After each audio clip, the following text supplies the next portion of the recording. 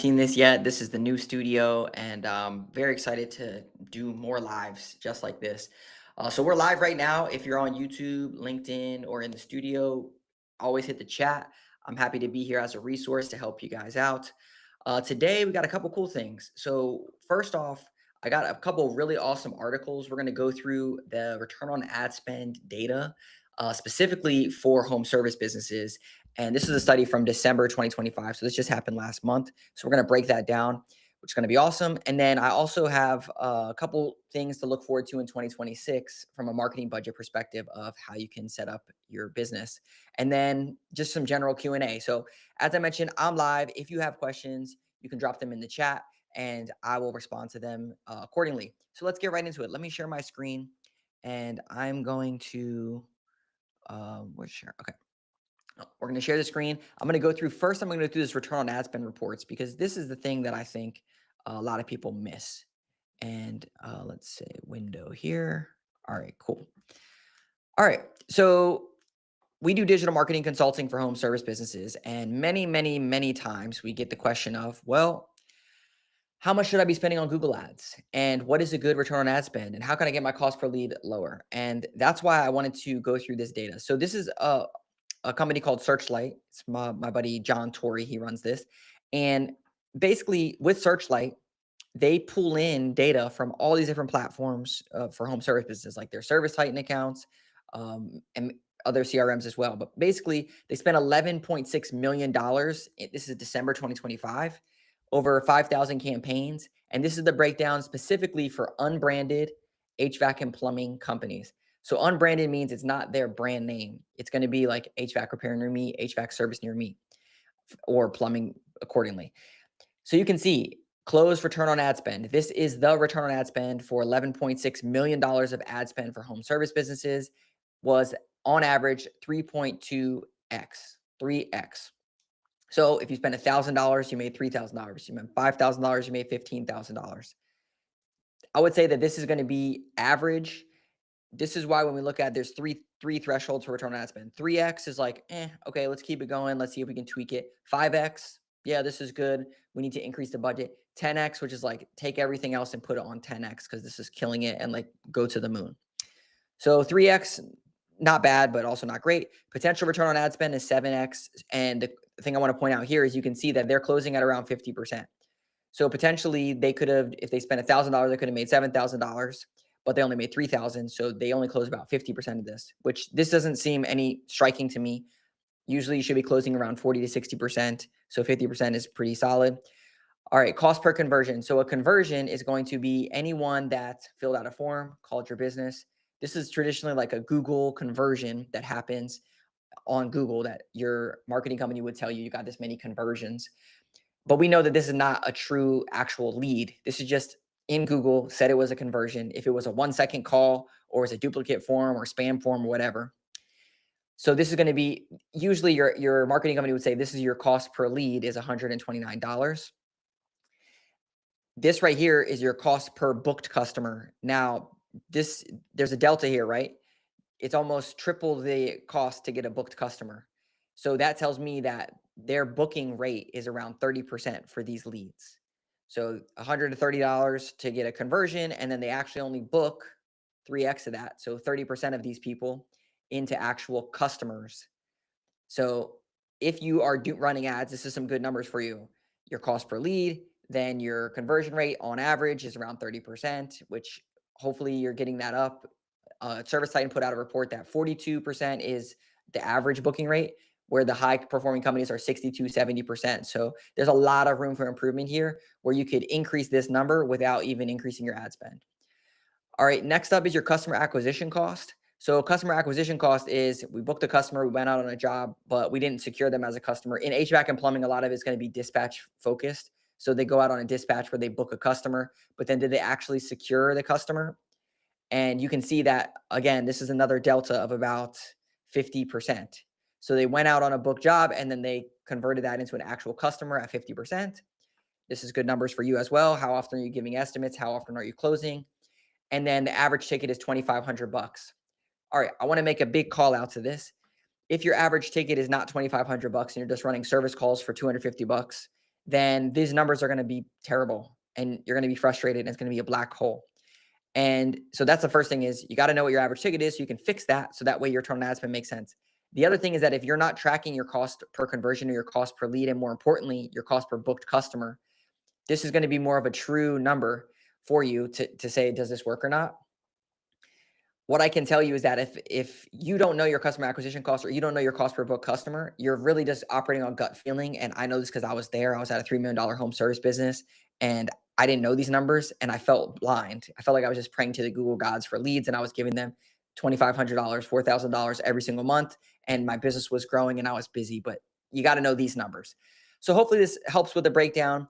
The unbranded specifically, this is non-branded keywords. I do want to show the branded ones just to give a little context. So branded is going to be your actual business names. And you can see the ROAS is going to be way up, 20x on ROAS, because it's going to be people searching for you by name. So the conversion is going to be a lot higher and a lot less. And obviously, this is your unbranded stuff. If we look at blended, it's going to skew this up a little bit, which is fine. 5x ROAS. So as I mentioned, 5x, good. Like, do this, keep doing it. It's rocking and rolling. Potential ROAS 10x. Is there an opportunity to fix inside of your conversion process your call booking rate, your booking rate, and then also your conversion rate for your estimates? So hopefully these numbers were helpful. I like pointing out any data that I can get for home service businesses because there's not much data out there. And Searchlight's a really cool tool that pulls in data specifically from like private equity companies that are running millions of dollars in ad spend on a monthly basis. So really cool stuff. Next up, this is pretty funny. A lot of times, so I was out in Las Vegas on the Jobber podcast, and I was talking with Adam, who's the host, and he was like, "Yeah, well, I don't have much followers, and if we create content, are we going to get exposure or what that's going to look like? I don't want to just create content and get no likes, no shares, blah blah. Probably things that maybe if you're watching this, then you felt that before, you thought those things. So I set out on a mission personally to create a video that will go viral just to see if I could do it on a very low follower count. I had a Facebook page that was an old page that I never used. It had 500 followers, and I linked it up with my Instagram, which I don't get a ton of traction on my Instagram stuff. I just linked it up to make personal stuff. So this is the video that I actually made. It's one of well, you can see it right here. Let's see. So this is my daughter. She's eating spaghetti, and I asked her, "How's Dad's spaghetti?" She said, "That boy cooks." And then she went to eat it, and I put a little Italian track behind it. So um, it ended up getting 158,000 views.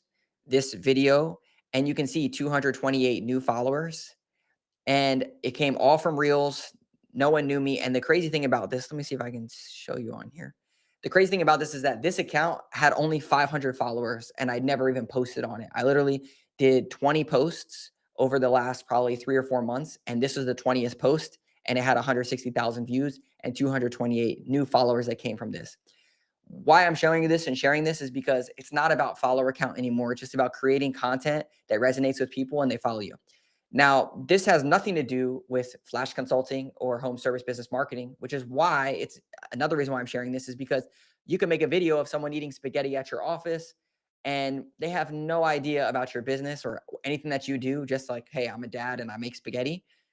So you want to make relevant content to your business because it's not about views, it's not about followers, it's not about likes, it's about growing your business and getting leads.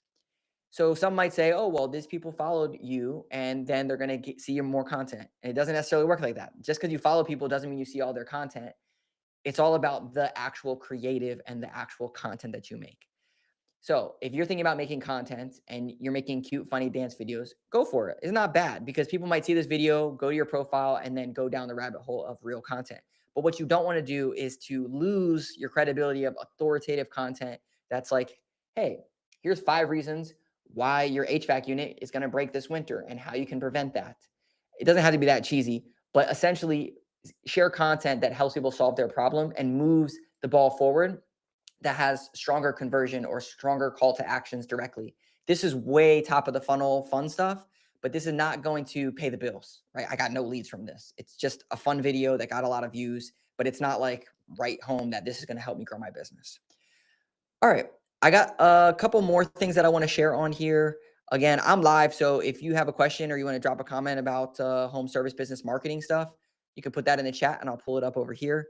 Let me stop sharing and I'm going to go to the next thing that I have here, which is I did a post on LinkedIn and it got really good feedback on 3 guaranteed ways to kill your marketing budget in 2026. So, 3 guaranteed ways to kill your marketing budget in 2026. And I want to go through them and share a little bit about why they're going to kill your budget and what you can do to prevent that.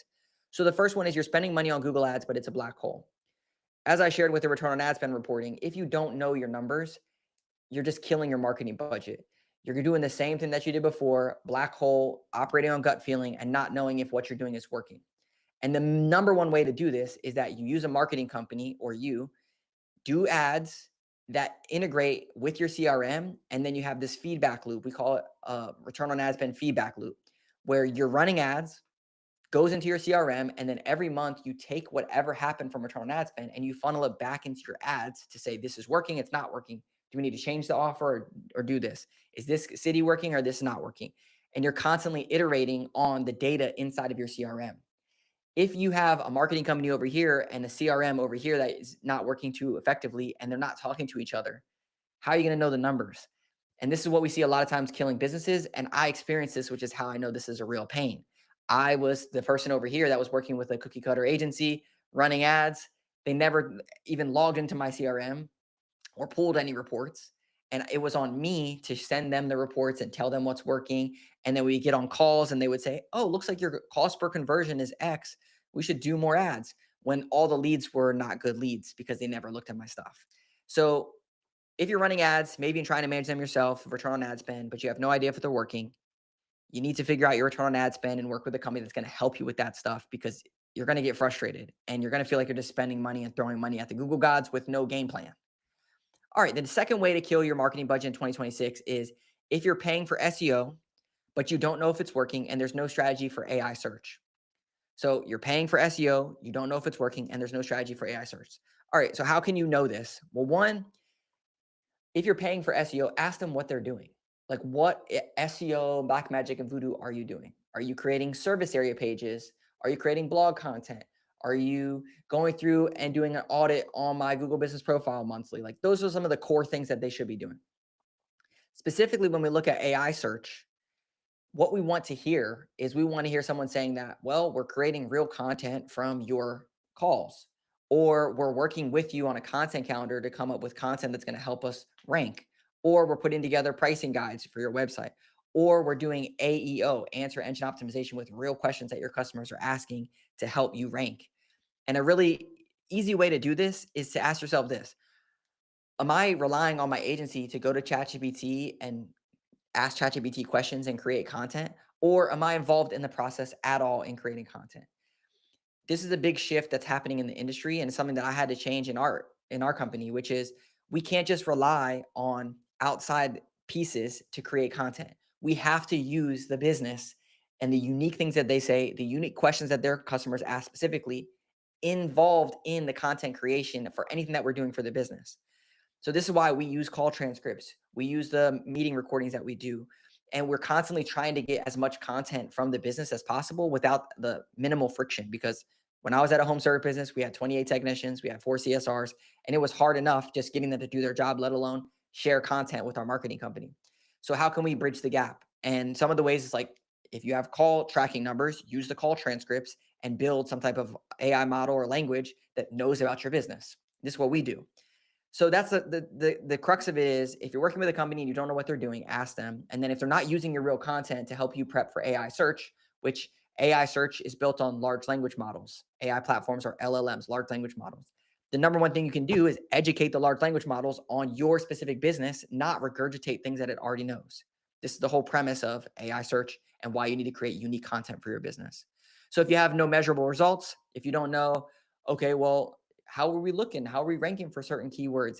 You don't want to get too far into the weeds on this, but in general, like, are we creating content for specific keywords that we want to rank on? And is it helping us in any way possible to show? That could be on your Google Business Profile. You can go to the performance tab and you can see, how are we looking? Are more people discovering us year over year or not? And then we use a tool called Bright Local where we can track specific keywords and then see the progress.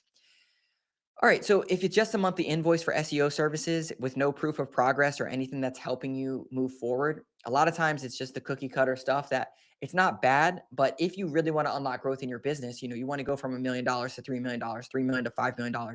You need more of a strategic approach to SEO. That's not just the same old thing that everyone's always done. All right. And then the third way to kill your marketing budget in 2026 is you're inconsistent with staying in touch with your customers.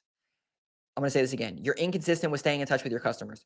Time and time again, we get on sales calls with businesses and we say, "Hey, when's the last time you sent out the email newsletter?" And they go, that's something that's on our docket to focus on this year. Or, we send one out, we kind of put something together, but it's more of a branding play for us. Those are red flags because there's no strategy to turn your past prospects and customers into actual revenue for your business. Okay, I want to say that again. There's no strategy to turn your past prospects and customers into revenue for your business. And every single time we talk to businesses, we say, "Hey, how do you get most of your customers?" "Oh, it's referrals, word of mouth." Referrals, word of mouth, and you have no strategy on how to keep people talking about you and coming back into your funnel. Come on. This is why you need email marketing. So I'm going to share with you some of the strategies that you can implement in your business. First, you come up with a content calendar every single month: January, February, March, April, May, June, July. And on that content calendar, you say, what am I going to talk about this month? So in April, it's like we should be talking about spring tune-ups if you're in HVAC. If you're in gutter cleaning space, then it's like, okay, we need to help them, with gutter guards or something else to prepare their downspouts for the heavy rain that's coming or something like that. But basically, you need to have a content calendar. Then from your content calendar is what you can build off of what you want your newsletter to be. So you want to cross-sell services. We have a 7-part framework that we came up with email newsletters to generate real revenue. Basically, you want to have a good subject line, 4 to 6 words. Then when they go to your inside of your email, you need to have 2 call to actions right below your logo. Call now, schedule an estimate, call now, request an estimate, call now, get an estimate, whatever that looks like. Then an education piece, which is going to be some information about whatever the topic is that you want to talk about, that you're going to cross sell or discuss. Then you want to have a frequently asked question. So the frequently asked question is whatever question that they're going to ask you when you say, "Hey, you should do this." They're going to say, "Well, how often should I do it? How much does it cost?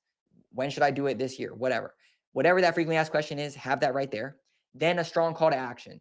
Don't get stuck this summer with no AC. Schedule your spring tune up now. A very strong call to action. Educated them, answer the question. Now, hey, we're going to do this or not. Last piece. If they're like, yeah, I think I should, but I have, do they actually do this work in my area? This is where you insert a customer testimonial. This is going to be straight from your reviews. So reviews, customer testimonial, you put it in there. And then the last piece is your call now, request an estimate right at the bottom. That's a 7-part framework for emails. It crushes. I'll give you one last piece on this is the cherry on top is what we do, which is called a 2-step revenue sequence. So you send out this email newsletter. It's good. Hopefully your strong call to action in there. Now, anyone that opened that email they've raised their hand and said, "I'm interested." The subject line should be like, schedule your spring tune-up, or did you know that you need to get this specific thing done? Something that they raise their hand. They know that they're clicking on something that is like information about that specific topic. Those people that clicked on it, they raised their hand with high intent. You take them and you put them into a second email. The second email is in the subject line, "We're going to be in your area." And then in the body, it says, "Hey, we're going to be in your area doing whatever it is, X, Y, and Z service. Want to know if you want us to stop by and take care of this for you next week." Basically, they raise their hand for intent. Now you're going straight to the source and saying, "Hey, are we going to do this or not? I'm going to be in your area. Let's get this rolling." All right. So that is the third way. If you don't have a game plan for staying in touch with your past prospects and customers, you're probably killing your marketing budget because you're spending a ton of money on ads and on new customers when you have people that already know, like, and trust you for free that you could reach out to and get them to come back into your funnel. Awesome. Let's move to Q&A. So I got a couple Q&A questions here from people that have submitted them. These are going to be like $1 to $10 million home service businesses. And I'm live. So if you have a question, drop a comment. If you're watching this after the fact, or respond to your comment. So drop it in the comments below. All right. First question we got. I own a $3 million HVAC business. What are the best performing re-engagement campaigns I should run each year? All right. We just made a video on this on our YouTube channel. If you're not generating $20,000 per month from your email newsletter, then you're doing it wrong. Or from emails, you're doing it wrong.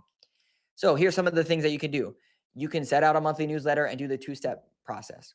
You can take all the estimates that did not close over the last 6 months, and you can send them an email with an offer. So you could say, "Hey, We have a promo going on right now for 10% off. Not sure if you're able to get this solved yet, but wanted to just see if it's something that's still on your radar to get completed in the next month.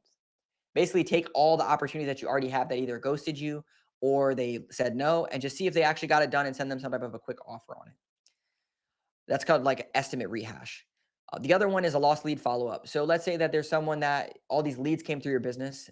This is how I was, where leads came into my business and we were just one night stand customer, one night stand. They were one night stand customers. Basically, we'd reach out to them one time and then try to see if they wanted to work with us, and then they were gone forever. And especially if it's like Saturday at 10 p.m. and then they reach out to you, and then on Monday at 10 a.m. you call them and they're at work. Well, they don't answer, and then it's like they're gone forever. Those leads, you already paid for them. They're already in your system. You just haven't reached out to them yet. So having a lead follow up or lead reach out. So if you're slow, go to all your leads the past 30 days and send them an email, call them, text them, and just say, hey, you filled out a lead, you filled out a request a couple weeks ago. We haven't heard back from you. Wanted to see if this was still something that you wanted to get done in the next couple of days. We're going to be in your area next week, or we have technicians available tomorrow, or whatever that sounds like. But basically, you already have a ton of leads in your business that you haven't got a yes or a no on. And that's a very important piece, yes or a no. When we fixed this in my home service business, our booking rate went up, started booking more jobs and hitting our goals, and ultimately grew the business from 3 million to 5 million and sold. So I know that this thing works. So those are some of the best performing re-engagement campaigns is your past prospects and customers, your past estimates that you've already done, that it's really just like a yes or no, quick money on the books. And then your past leads that you already paid for that you didn't get a no from and you didn't get a yes from, figure out, is it a yes or a no? All right, we're a $7 million carpet cleaning and new flooring company. How do I know if my paid ads are actually driving revenue or if the tracking is lying to me? This is good. All right, so I would imagine if you're $7 million, you'd probably be using Service Titan or maybe you're using Jobber, but I would imagine using Service Titan. So if you're using Service Titan, you need to have a campaign summary report. On that campaign summary report, you need to make sure you have clean data. Okay, clean data. You have to fight for clean data. Over the past week or two, I've talked to probably 3 or 4 $10 million home service businesses using Service Titan, and their data is still not clean. And the reason is because they don't have a process for cleaning the data. The way that you do it is your campaign summary report, you live or die by, but you need to have a job cleaning report. That job cleaning report is going to go through and say that the marketing channel is this and the job actual lead source is this. And if it's conflicting, the marketing channel is Yelp and the job lead source is returning customer, you need to clean that list for the job lead source because you need to make sure that it's all clean in here, that they line up marketing channel, lead source, and it's all clean across the board because that's going to flow up into your campaign summary report. So if you feel like it's lying to you, then it probably is lying to you and you need to dig into what it is. The problem most home service businesses run into, and this is what I ran into, was that you have marketing out here, CRM over here, and you don't have anything that's talking together. And you as a business owner, you can't be the CTO in your own business and try to figure it out, which is why you either need a marketing company that knows your CRM and can work in it, or you hire a CTO company, a fractional company to help you with their CRM, and a marketing company that cares about your data, and you get them all in a room and make it happen. This is why it's not easy, and this is what you got to do when things are disconnected as a leader. All right. Last question that we got on here is what kind of content actually differentiates a premium home service brand? What kind of content actually differentiates a premium home service brand? Making silly videos with your kid eating spaghetti and saying that boy cooks, I don't think that that is going to necessarily differentiate a premium home service brand. What differentiates a premium home service brand is this: before and after content. So, hey, I'm at a house here. Their gutters are overflowing. I'm going to go through and walk you through what we're going to do to make this better. And you show them the process, you show them the after. And if you can get a nice customer testimonial on there, hey, such and such, how do you feel about this? Good. That's a premium home service brand because you're actually showing what you're doing. I think a lot of people get hung up on premium and they think that it's high quality. And high quality is subjective. High quality might be a whole studio presentation, all that stuff. When we know, and you would attest to this, when you see something that's too polished, too overdone, you lose credibility in it because it's too staged. It's not real, raw, and organic. So I would push back a little bit on the premium side. That premium doesn't necessarily mean that it's high production quality. It means that it's actually adding value and helping someone solve their problem. And the way that you do that is by having full transparency. And full transparency means showing them before and afters what you're doing, being the subject matter expert, answering real questions on that, not getting stuck in this premium side of things that's high production, but focus more on adding value and answering people's questions and solving their problems, because that's going to build trust. And what trust does is it turns them into customers because they automatically trust you. And when they have that problem, they say, who do I trust for that? Let's go over there. All right, so that ends this live session. If you got questions after the fact, drop them in the comments. Hopefully this was helpful. I like doing this. It's a new setup. I think it's really cool. We got a live stream going on. Thanks so much. I'll see you in the next one.